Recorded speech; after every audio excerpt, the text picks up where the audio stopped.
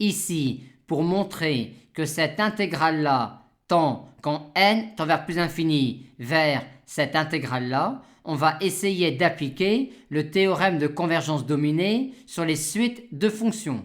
Et comme les bornes de l'intervalle dépendent de la variable par rapport à laquelle on étudie la limite ici quand n tend vers plus infini, tandis que dans le but à atteindre, les bornes de l'intervalle sont 0 et plus infini, on va alors classiquement appliquer le théorème de convergence dominée à la suite de fonctions fn définies sur 0 plus infini, ainsi, où on a ici la fonction indicatrice sur le segment 0 racine carrée de n.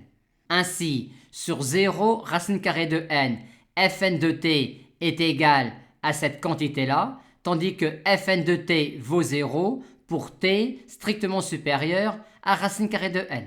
Validons maintenant les hypothèses du théorème de convergence dominée appliquées à cette suite de fonctions-là sur l'intervalle 0 fermé plus infini. Hypothèse 1, pour n supérieur ou égal à 1, fn est continu par morceaux sur 0 fermé plus infini. Hypothèse 2, montrons que la suite de fonctions fn converge simplement sur 0 fermé plus infini. Pour cela, on fixe un réel t appartenant à l'intervalle 0 fermé plus infini, et il s'agit alors de montrer que la suite fn de t possède alors une limite quand n tend vers plus infini. Le souci est quelle expression va-t-on considérer pour fn de t? Et pour répondre correctement à cette question-là, il suffit simplement de ne pas oublier que t est un réel fixé de 0 plus infini, tandis que n tend vers plus infini. Par conséquent, à t fixé dans 0 fermé plus infini, il existe un indice n0 qui dépend de t, à partir duquel t appartient à ce segment-là, donc à partir duquel fn de t est égal à cela. Et ensuite, classiquement, en passant à l'écriture exponentielle de cette quantité-là, on montre que cette quantité-là tend, quand n tend vers plus infini, vers exponentielle moins t2. Par conséquent, la suite de fonctions fn converge simplement sur 0 fermé plus infini vers la fonction petit f qui a t associé exponentielle moins t carré. Hypothèse 3, f qui a t associé exponentielle moins t carré est une fonction continue sur 0 fermé plus infini. Continue par morceaux aurait suffi. Et passons maintenant à l'hypothèse la plus importante, à savoir l'hypothèse de domination. Il s'agit alors de montrer qu'il existe une fonction phi intégrable sur 0 plus infini, telle que, à partir de n égale 1, ou tout au moins à partir d'un indice qui ne dépend pas du réel t de 0 plus infini, on ait cette inégalité-là. Et phi ne doit donc pas dépendre de petit n.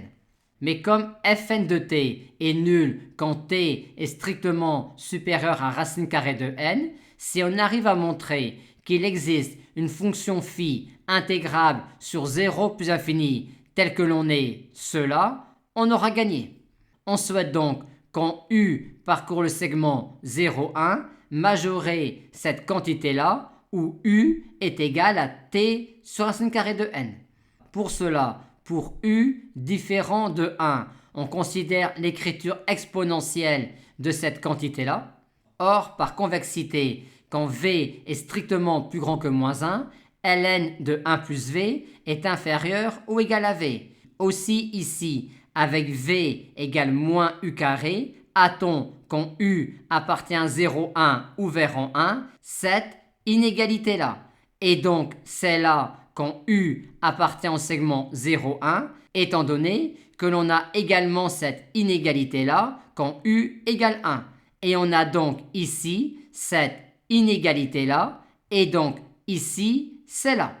Et maintenant, c'est terminé, car t donne exponentielle moins t carré est une fonction intégrable sur 0 plus infini, étant continue sur 0 fermé plus infini, et étant négligeable devant 1 sur t carré en plus infini. Par conséquent, les hypothèses 1, 2, 3 et 4 du théorème de convergence dominée appliquées à la suite de fonctions fn ainsi défini sur 0 plus infini, nous dit que pour n supérieur ou égal à 1, fn est intégrable sur 0 plus infini, que la fonction qui a t associée exponentielle moins t carré l'est également, et que l'intégrale de fn sur 0 plus infini, à savoir cette intégrale-là, possède une limite quand n tend vers plus infini qui vaut cette intégrale-là.